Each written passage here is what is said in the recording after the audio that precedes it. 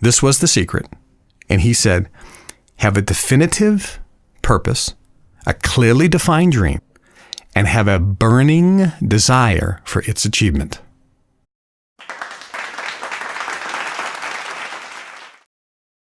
Hello there and welcome. I've got a lesson here for you that is worth its weight in gold.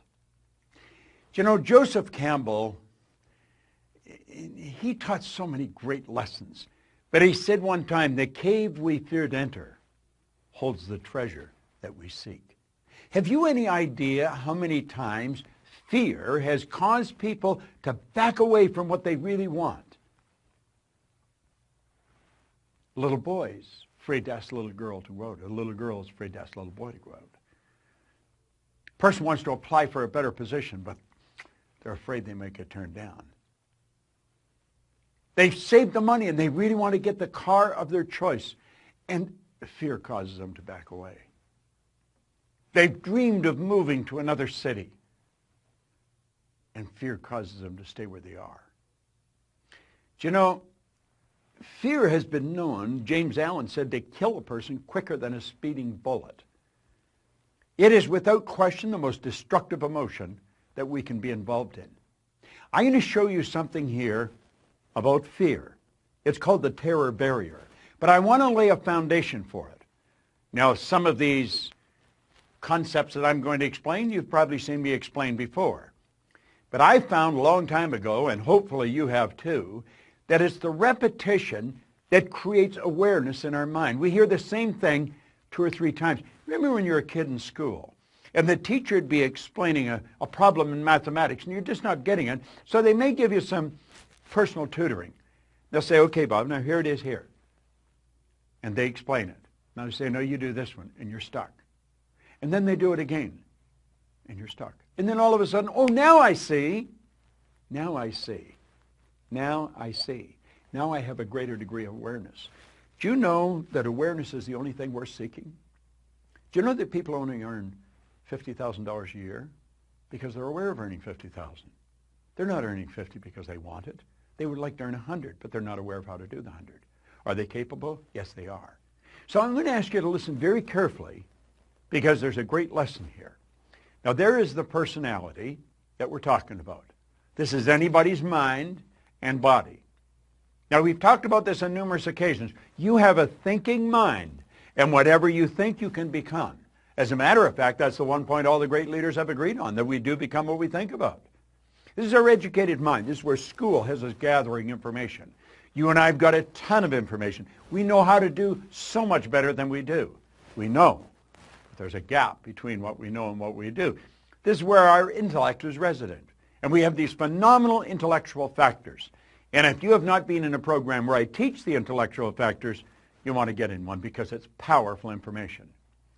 At any rate, that's how this conscious mind works. Now, the subconscious is your emotional mind. And you've got to get it in the emotional mind if you ever want to act on it. Conscious mind has the ability to choose. Conscious mind also has the ability to accept or reject. Now, you see, when we get into the fear, you're going to find that we accept the thing we don't want and we reject the thing we do want. Why would a person reject what they want? Because the paradigm doesn't want them to go there. You and I have the ability to originate. We can originate anything we want. We've got phenomenal potential locked up within us. Now, I have found over the years and through studying this and working with hundreds of thousands, in fact millions of people around the world, that gaining a better understanding of ourselves is not that easy. It can be scary.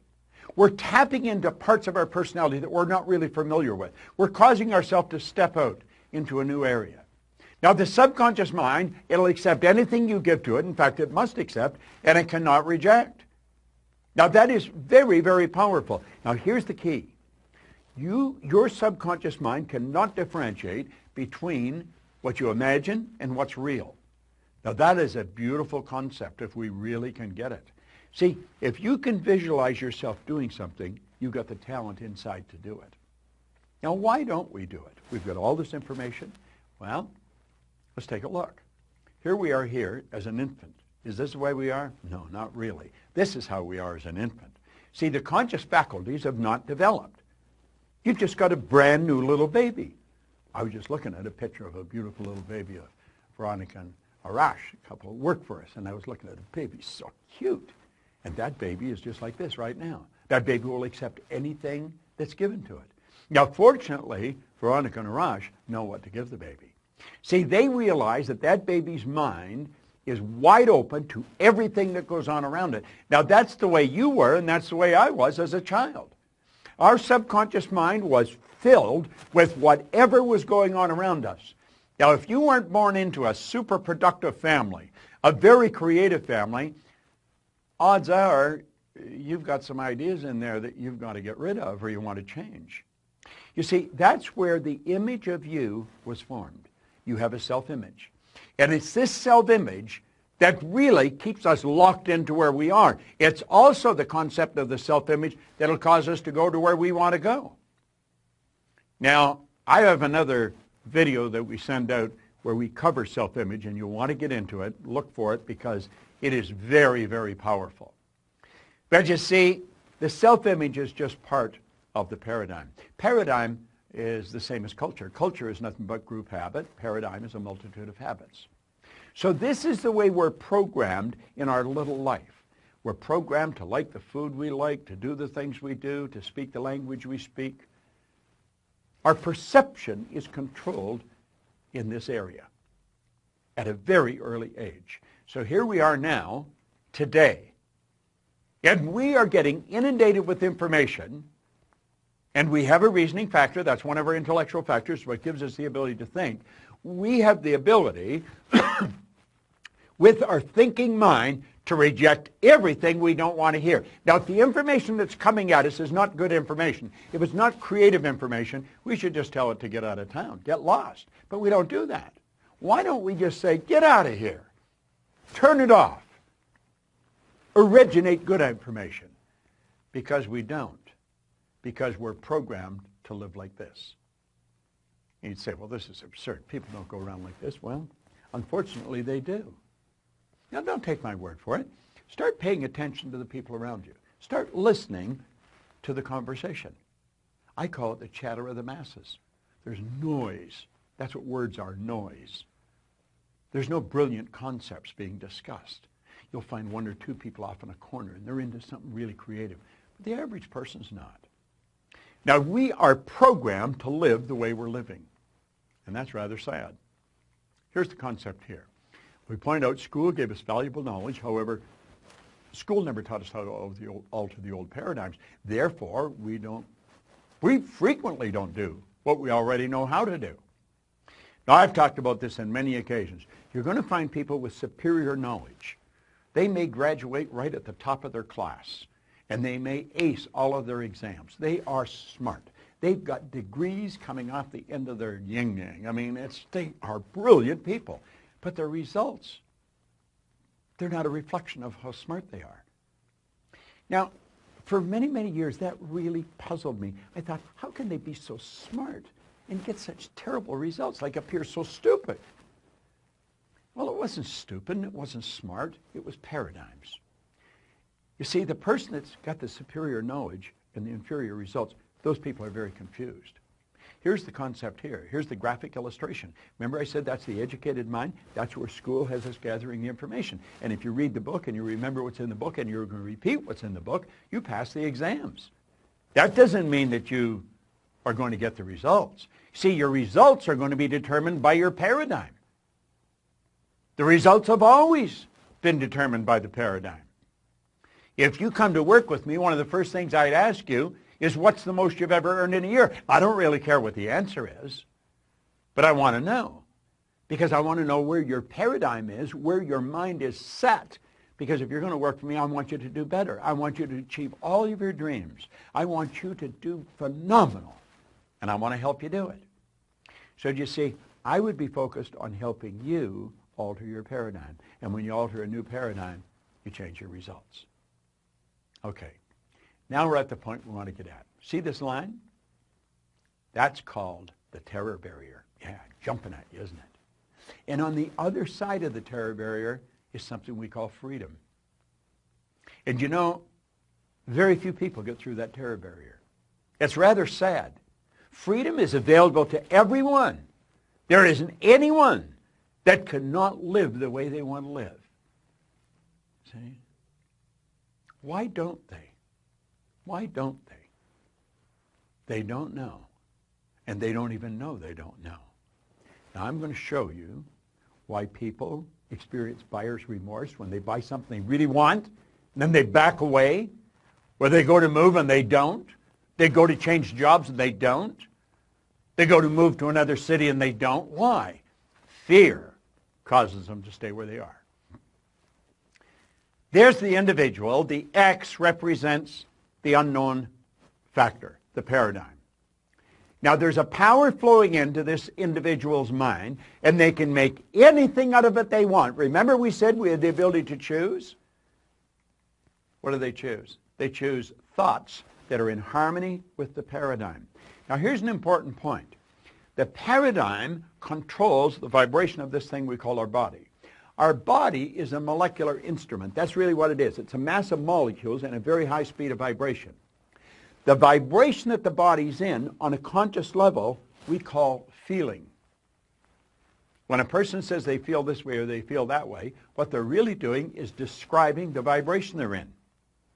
Now, they choose thoughts that harmonize with the vibration they're in so they feel comfortable. They may not like the results, but they're comfortable. Now let's move ahead.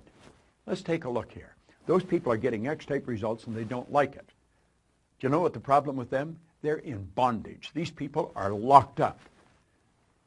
Do you know, paradigm is like keeping a person in a prison, only there's no locks on the door. They can open the prison and walk out into freedom anytime they want, and they don't. They keep getting the same results over and over and over again. They're in bondage. Now, let's go ahead. Here's the same person. X-type conditioning, X-type vibration. The power's flowing into them. And for some strange reason from left field, boom, in comes a Y-type idea. What is a Y-type idea? The Y-type idea represents anything that you might want to do that you're not doing. It might be move to another city, change jobs, sell the house, buy the farm, whatever it may be. Ask the little girl for the date. Ask the guy to go to lunch. Go make the sale. Buy what you want. Go where you want to go. That's the Y idea. But as long as the Y idea is just in the conscious mind, it's just going to be an intellectual exercise. It's never going to happen. So how do we make it happen? Well, that's when everything goes haywire. Here we are here, same person, okay? The power flows in. And what do? They got the Y-type idea. Now, for some strange reason, they know that they've got to get emotionally involved if they're going to act on that idea. They don't understand what's going to happen, but clearly understand this. Your central nervous system is the most complex electrical system in the universe. The central nervous system is mind-boggling. It would make the electrical system in a supercomputer look like a toy. Now, the second you take the idea from your intellect and impress it upon the subjective mind, that's when all hell breaks loose. Because the body moves in to an XY vibration. It's not in the X vibration, not the one that we're comfortable with. May not like the results, but we're comfortable. No, on a conscious level, everything's going crazy. On a conscious level, we experience doubt.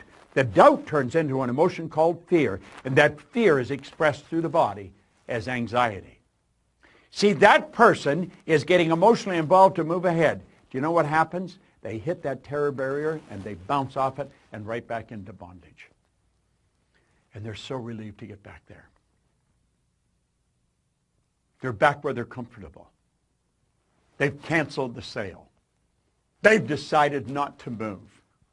They're going to stay in the job that they don't like. At least they're comfortable. Now, that's not a very good way to live. And you know something? That's something everybody experiences if they're going to grow. You're going to hit that terror barrier. See, the terror barrier is going beyond where you're at, going to a new level. I'm going to tell you something. When I set a goal, if if it doesn't scare and excite me at the same time, I know I'm going in the wrong direction. Now, I also understand that my paradigm is going to try and get me to bounce back to where I was. It doesn't want me to move ahead. I don't want to live there. I lived there for the first 26 years of my life. And for the last 50, I've had a phenomenal life. And it just keeps getting better. And I want you to do the same thing. Understand what I've just said. I'm going to back this up. They got emotionally involved in the why idea. That moved their body into a different vibration. On a conscious level, they're experiencing some crazy stuff. They start to doubt their ability. They'll never be able to pay for it. They experience fear. The fear expresses itself as anxiety. And bang, you bounce off that terror barrier, and you're right back. Oh, I might not be earning much here, but I know what it is. I would love to move there, but I'm comfortable here. I think I'll just stay here. These people are acting like they have a contract to live forever, and they don't. Do you know what to do? Say, I'm going to get rid of all that. I understand it's there, but I don't want any part of it. And I'm going to go crashing right through that terror barrier. Now, does that get rid of the X energy? No. The X energy is still there, you see. But at least you're over into freedom. You made the move. You did it. And if you continue to feed the right information into your mind, keep feeding that why idea, keep getting emotionally involved in the why idea, you're there, you're on the road. Keep doing that. You're going to find that the paradigm is going to change and it'll just all go away. And you know where you're living? In freedom. You're living where you want to live. Buyer's remorse is when you cancel the sale. Buyer's remorse is when you stop just before you buy what you really want, before you go for the thing that's going to change your life and you know it. It's not moving to the other city. It's not starting the business of your dreams. It's not stepping out and betting on yourself. That's a terror barrier that's causing that. And if you don't learn to go through the terror barrier, I'm going to tell you something. You're going to stay right where you are for the rest of your days. That's not a good place to be. What did Joseph Campbell say? So true. The cave you fear to enter holds the treasure you seek. This is such an important concept. It's a concept that everyone should understand. I want you to watch this particular video 100 times. Play it over and over and over. And if you decide to step out and bet on yourself, understand this. My company is here. Our people are here. We have material that's here to support you to get to where you want to go. You see, I happen to believe that you are God's highest form of creation, that you have deep reservoirs of talent and ability within you. Quit backing away from the life that you really want to live. Step out and bet on yourself. You're the surest thing in the world. And always remember, that cave you fear to enter, it holds the treasure you seek. Go for it. I remember a time early in my career, I was about 24, and I went to do a seminar in Boston. And in those days, a big seminar for me was like 125 people. And it was a 3-day seminar, and we worked around the clock, and people made such extraordinary changes in their life. And at the end of it, I was feeling so fulfilled. I was thinking, my God, I'm 24, maybe 25 at the time, and I am so happy because I have found my mission in life. I'm doing what I love. It's making a difference in people's lives. This is extraordinary. So we finished about midnight on the Sunday night. And around midnight, I'm still wound up, so I don't feel like going to bed. So I decided, okay, let me take a walk here, and I decided to go through Copley Square. If you've been through Copley Square, it's a pretty neat place. Because in Copley Square, you can look up and you can see buildings that were here before we were known as the United States, and beside them you see skyscrapers that are new. It's a pretty cool place. So I'm walking around midnight on Sunday night. There's nobody in Copley Square midnight on Sunday night. And I'm walking along, and I see this guy in the distance, and he's kind of stumbling back and forth between the gutter and the sidewalk. He's got a long trench coat on, his head's down like this. He's holding a brown bag, and I can start to smell him even before I get there, and I'm thinking, this guy's obviously drunk. And as I started to get closer, I thought, I bet he's going to beg me for some money. And sure enough, whatever you focus on life tends to happen, doesn't it? So sure enough, he gets real close to me, and I thought all of a sudden he wasn't going to do it, and all of a sudden he popped his head up. It was really weird. He went, "Mister!" Mister! He had this really bizarre looking sounding voice. He went, Mister, could you loan me a quarter? And I thought, do I want to reward this behavior? And then I thought, I don't want him to suffer. Do you have this dilemma sometimes? Like, you know, I'm not here to judge. So years ago, I finally decided I always just give. Even if the person's pulling a scam, that's for them to deal with. If I have the ability, then I give. And so I thought, but could I teach him something? So I asked him a question back. I said, is that all you want is a quarter? So he goes, yeah, just 1 quarter. 1 quarter changed my whole life. 1 quarter. I said, really? He said, yeah, 1 quarter. So I reached in my pocket, and I pulled out my money clip. And in those days, I was, you know, very young, just starting to succeed. And my original mentor was a man named Jim Rohn. I don't know, how many have heard of Jim Rohn? Anybody? Yeah, he's a great guy. And Jim told me, he said, Tony, look, you've come from a poor background. You got a poor psychology. You got to change it. He said, you don't have any money, so pretend you do. He said, start training your brain, condition it. He said, go save all your money, get $300 bills, and put them on the outside of your money clip, even though you only have $5 in between them. So every time you put it out, you'll see that, you'll feel inspired, you'll feel better. He said, and you'll feel better, you'll do better. So I was like, okay. So I did. So I pulled my money clip, and sure enough, I got $300 bills in. I made sure he saw the bills. So I'm tearing through that, right? Looking in between there, see if I can find some change. But I made sure he saw it. Sure enough, he's looking at the $100 bills, checking it out. I find the quarter, I pull it out, take the money, put it in my pocket. I notice he's watching my hand going into the pocket. I took the quarter and I looked at him and I said, sir, life will pay any price you ask of it. And I gave him the quarter. And then something really interesting happened. He took the quarter. He looked at the quarter. He looked at me. He looked at my pocket. He looked back at the quarter, looked at me, looked at my pocket, looked at me again, looked at the quarter, looked at my pocket, looked back at me and said, you're weird. And then he shuffled on off like this, right? And I thought to myself, wow, what's the difference between him and me?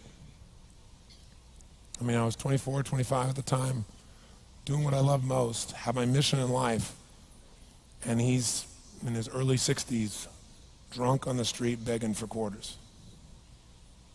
What's the difference? And I thought, well, maybe God's blessed me because I'm such a good person. I thought, oh, and he's such a bad person, that's such bull. And I thought, wow, maybe the answer to that question is what I just told him. Life will pay whatever price you ask of it. But you know what's interesting? You got to ask intelligently. In the Bible it says, ask and you shall what?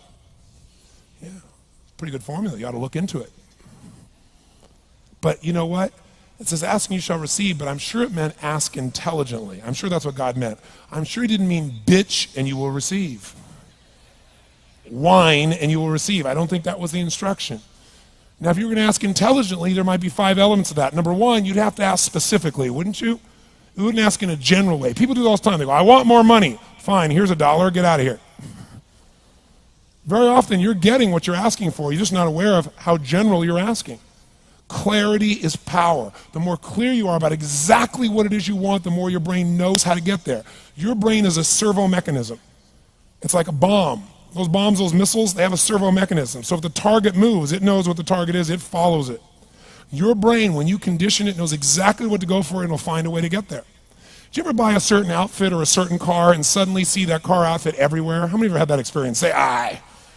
How come that car outfit's everywhere? It always was everywhere, but now you notice it.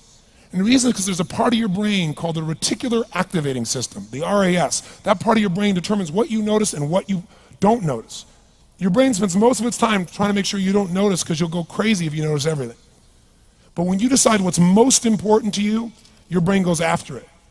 Everyone I know who's successful builds what I call an RPM plan. An RPM is built on the metaphor that the way to get from where you are to where do you want to go to the fastest is you got to build power, like in a car, RPMs. And the R stands for they know the result they're after. They know what they want precisely. If you don't know exactly what you want or you let yourself get beyond that into something general, you're not going to achieve it. Clarity is power. You got to know the specific result you're after. What do you want? If you can't answer that question right now in your personal life, in your body, in your relationships, in your finances, in your spirituality, then you're not going to be as fulfilled as you want to be. Today we're going to have you answer one of those questions at least. The second part of it, you got to know why you're doing it. Because you know what? You may get a big goal. Somebody says, I want to make $1 billion. I want to bring peace to the earth. Why? Because as soon as you come up with a goal, all the obstacles show up. Unless you've got enough emotional drive to break through that, you're never going to discover what it really takes. So you got to get yourself past that. And the way to get past that is have enough reasons. Reasons come first, answers come second. This man did not know what he wanted. He did not have enough reasons. To ask intelligently, you got to ask specifically. To ask intelligently, you got to know why you want it, have enough drive to make it happen, enough juice to make it happen. If you don't have enough reasons, you will not make it happen. And the M is, what is your massive action plan? What is going to get you to actually fall through? Because the first plan's not going to work and the second plan's going to work, so you better have enough plans that if the first two don't work, you still got something else. Otherwise, you're going to be having excuses why it didn't work. So asking intelligently requires that. So if we're going to be extraordinary in our results, we've got to be in an extraordinary state. We've got to know what we want and we got to go use it.